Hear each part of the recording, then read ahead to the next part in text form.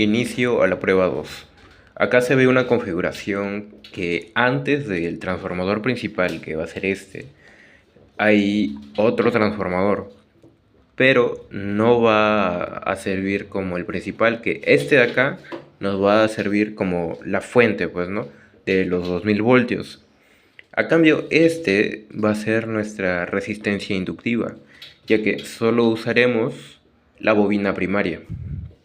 Conectamos en serie la bobina primaria a la red y luego se conecta a una entrada del transformador y la otra va directo.